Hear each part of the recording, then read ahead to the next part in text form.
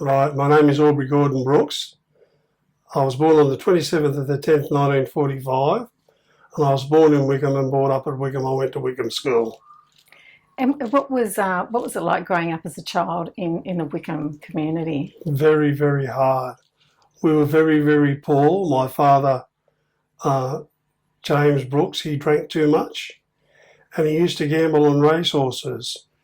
And in 1956, it was nothing for him to have £50 on a racehorse with the money he never had. Sadly, his friend Pete Shearer was the bookmaker and give him unlimited tick. And then Dad used to work constantly at the BHP to pay his debt back. It must have been difficult for your family, for your It was very, very difficult because, as I said, drank too much, and we was always fearful of him coming home. We slept many times on Wickham railway station. He used to belt my mother. We never had a lot of money, and we grew chocos in the railway line and sweet potatoes, and we got our fuel from the steam trains coming past. They used to throw shovels of coal out, and I used to go and collect it. I used to collect beer bottles and sell them for a penny each and all sorts of things like that. Yeah. It's a pretty working class area. It was a working class area, but on the same token, there was wonderful people there. If you got into strife, there was always someone to help you, and if old Jimmy Wormsley went down and caught a few fish, there was always someone on the doorstep when you went out in the morning. What happened, we had a mate that used to work in the produce department. His name was Gary Stevens. And, of course, stuff went rotten in the produce department. So Gary would chuck it in the railway line. And, of course, it would germinate and grow in there. It was something like a Chinese garden over there near the store. And they had a little drain running through there, and it was seepage, so it always had water in it. And we used to get carrots out of there and parsnips, all that sort of stuff. Wildflowers. A great community little resource. It was an asset. Yeah. What other vegetables or food did you eat? Oh, anything that was easy to grow, because carrots and stuff and onions, anything like that was easy to grow. Yeah. But we used to grow, like as I said, sweet potatoes in the railway line, and the chocos on the fence. Passion fruit, we always had passion fruit. They were easy to grow. So it was like a community garden, the railway corridor. Would other people use it as well? Of course. Yeah. Down the street was Mrs. Wee. She had a big mulberry tree. So we used to go down there and get the mulberries off her. She was all right with that. What else can you remember around that area of the store? Do you recall there being horses or? I remember the bread carts. Yeah. They used to come frequently. There's money to be made there because when the horses pooed on the ground, we gathered it up and sold it. That was another enterprising bargain that me and Gus Devereux had, Lindsay Devereux. So that was in Wickham? In Wickham? Yeah, we used to go around and gather that, follow the horses, and the lady always had a bale of chaff, and she'd have a stop and feed the horses. There were some interesting people used to come around. We had the clothes prop man come. We had a bloke used to come around and sell clothes out of a suitcase. Yeah. All those sorts of things. Marcus Clark's. You'd go and buy something at Marcus Clark's. They come and knock on the door for the payment of it. Yeah. There was all sorts of things like that. Yeah. One of the biggest tricks in my house, my father told me the gas meter was a money box. We had a gas meter. You used to have to put a penny in. So every now and again, he'd give me a penny for reward or pocket money and tell me to go and put it in my money box and save it up. And all the time I was putting it in the gas meter so to pay for the gas. Bit of a rascal, my old man.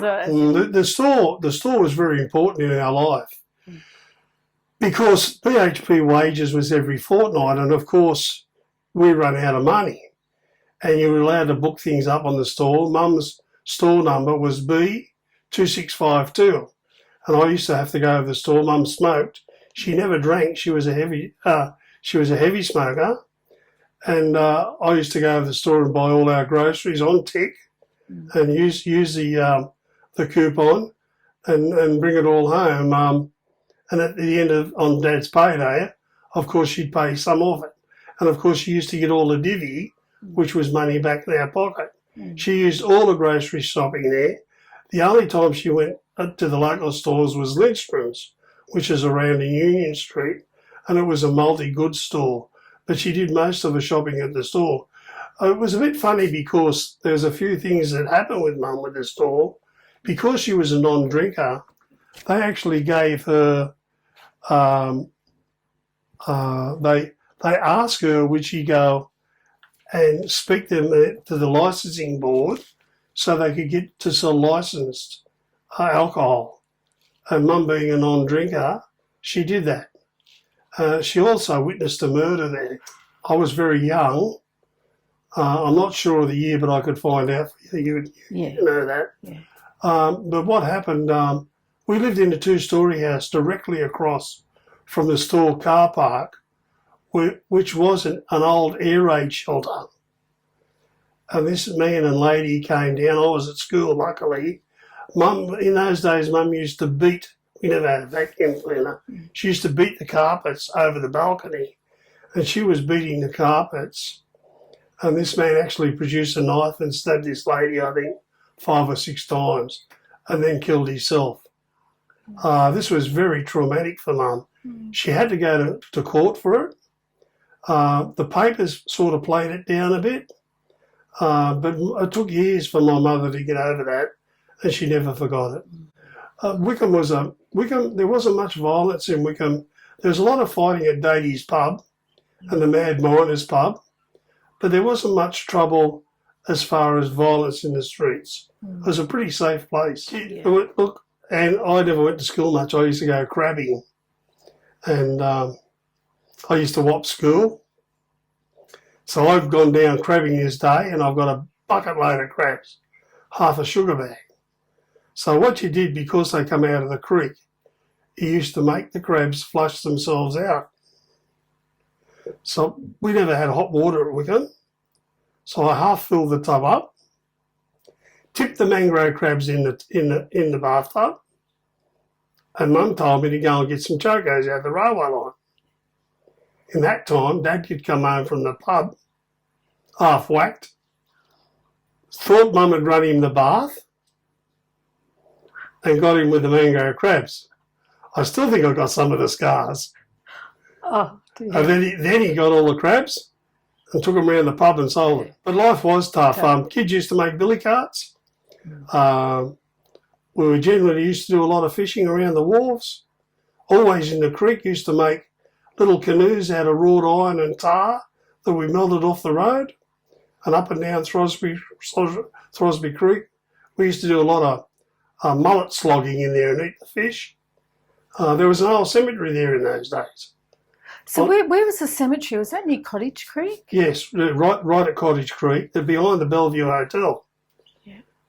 They say the funeral director, Tommy Wall, that was in the funeral director in Wickham, he got the job of moving all the graves from there out to Sandgate. And rumour has it, as I said, rumour, that he made a fortune because when there was a lot of Chinese there. There was a lot of Chinese buried there, and they had all gold in their teeth and coffins, gold in the coffins and money, because they used to like gold to keep, and they reckon he made a fortune out of it, the rascal. Yeah. So you mentioned earlier to me that your dad was part of the bank corner. Yes, with Billy Dooley. Yeah, they were bad buggers. They used to do a lot of fighting in the street, and I remember that they got a Maori policeman. They used to call him the Maori. He come and cleaned them up, but they were a force within themselves. There was a lot of trouble around Wickham and Carrington, if you would not know, because we had sailors coming in there all the time from the boats, and there was in the pub, Dady's pub especially, there was big trouble in there. I remember this story very well. There was a lady there called Gladdy. I won't say her last name. And Gladdy was a lovely lady, if you knew her. She was also, how could we say, loose. And the sailors used to come and visit her at times. She was good friends with my mum. As I said, she's a nice lady. Anyway, I was in there selling papers one day, and this sailor come in and started to drink heavily and then sung out, "Where's Gladdy?" I won't repeat what he said, but you can grab by the conversation. And Gladdy picked up a port wine bottle off the shelf and hit him straight between the eyes and knocked him out cold. Said, "Don't you talk to me like that in front of my people." Goodness. So, what hotel was that? It was the Albion. The Albion. Reg Dates Hotel. He was a famous soccer player. But it was always something to see in Wickham going on, you know, especially because they had the 5 o'clock swill or the 6 o'clock swill. So what they used to do, the pubs used to shut at 6 o'clock.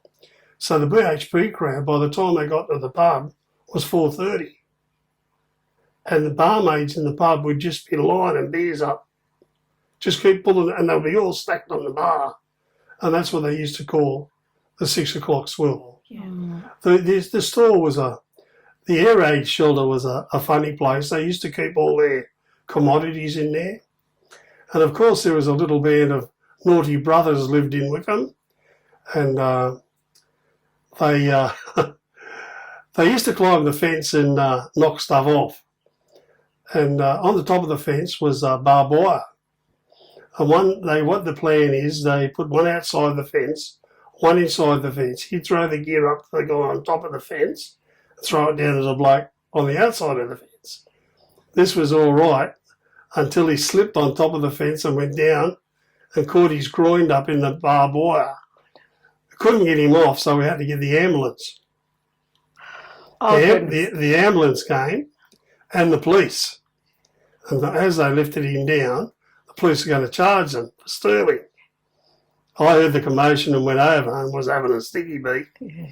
And the boys said, "We should get an award for this. We found all this stuff on the outside of the fence and we were putting it back inside." I wasn't taking it at all. The coppers laughed, the Carrington coppers laughed and let them go. With the store and it being such like a large sort of business and directly across the road from where you grew up, did they have many community events? Yeah, well, what we did, we done a lot of karate demonstrations in there. And also my brother, Barry, was very good at making models. So when the store got ships and stuff in, I'm talking models a metre long, in glass cases. Yeah. When the store got ships in like the Cuddy Sark or the Endeavour, but Barry used to make a model of one and put it on display. So they used to have these public displays.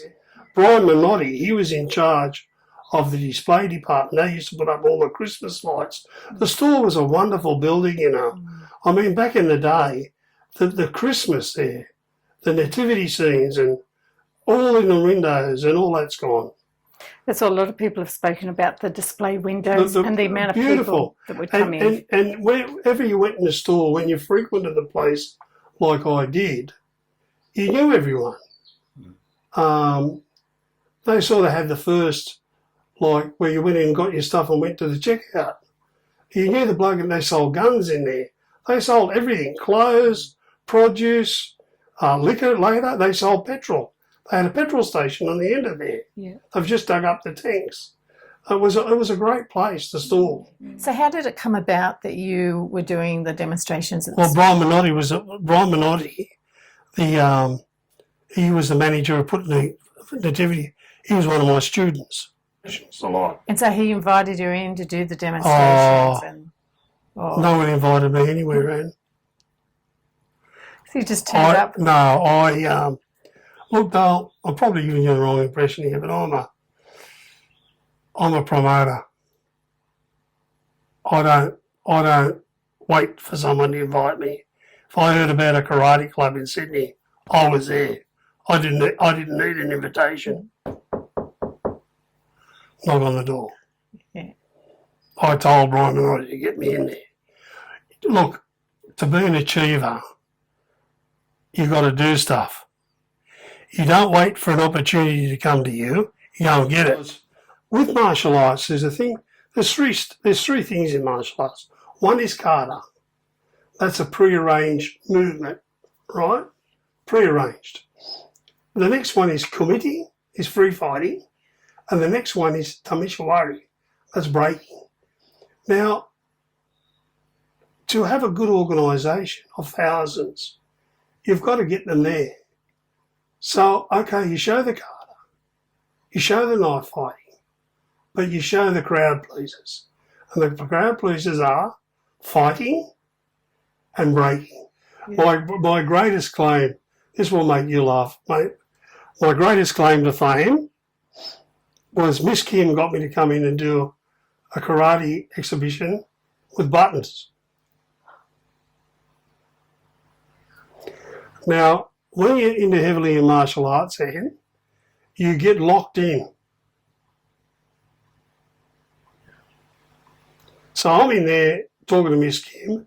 They've got a big stage set around with transistor radios on, dolls, board games, all that. As I said, Buttons is in there being very cheeky. He had a fish that was packed with sand. So he hauled off and hit me with it, unbeknownst to me. I didn't know this was going to happen. Reflexes says, "Orb, you are being attacked, red alert." So I've gone whack with my foot with a Yoko Tobigeri, or a Yoko Geri, straight under the neck, hit Buttons, force 5, knocked him rotten, smashed the set, and fell down on the ground. The place went wild. So people that don't know Buttons was a cat. A cat. Humphrey, he got the sack after that. Humphrey Bear took his place. So some poor guy was dressed up as a cat that got the So what he's did, he's rolled over, crawled around the floor, kissed me on the feet. That's there. But what happened then, Matara was after it. And I've got a big contingency of people in Matara every year. Down we go. And all them little kids on the side said, "There's the mongrel that killed Buttons." And I got heckled all the way down Hunter Street. Some of the other footage you showed me, like blocks of ice. How heavy, like with something? 2 men to lift them. I don't know how heavy. The ice break is always preceded by a tile break, where you have a stack of tiles, maybe 6 each side and one across the top. You do that twice, and then you do the tile break.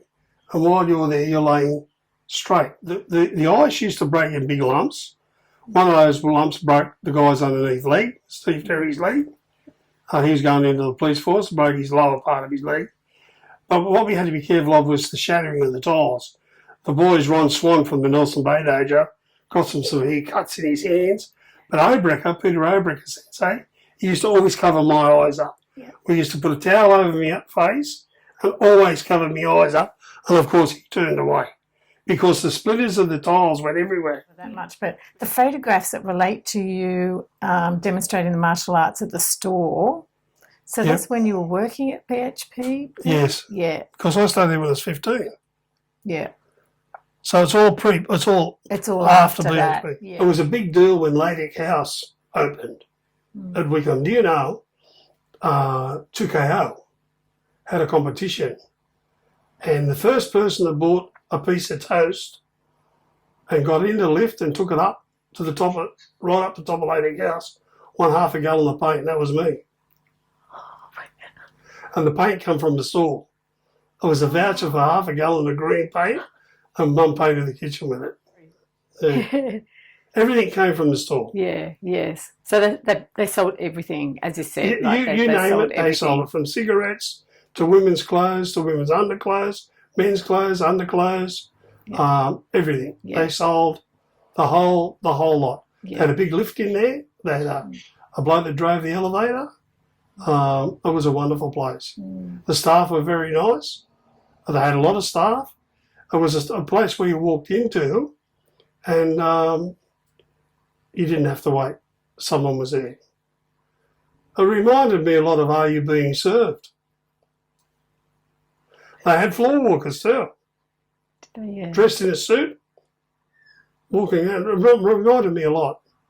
So would they just like give direction to people when they walked in? Yes, yes. How may I help you today? Good old-fashioned service. Yeah, it was really, really good. I often go down to Wickham. And in Wickham there's a Tree of Knowledge. Do you know about the Tree of Knowledge? I've seen it. I don't know too much about it. I'll tell you about it. Okay. When I was a little boy, there used to be an Aboriginal guy come there, and he used to camp there. And we all used to go from Wickham School, and he used to tell us about the dream time. And he used to make us boomerangs and play a didgeridoo, and so it became known as the Tree of Knowledge. But later in life, people changed that because it became a haven where people used to sit and drink alcohol, where people that are a bit unfortunate used to gather and sleep there. Now there's a plaque there, the Tree of Knowledge. Yeah. So that's really interesting. You remembering sitting with an Aboriginal man and him sharing his culture. Do you recall his name? No. And Orb, how old were you when he 6. was? And, you know, for being such a community organisation, it certainly seems to have had that that whole feel about the place, that it was about the people. It was very sad to see it go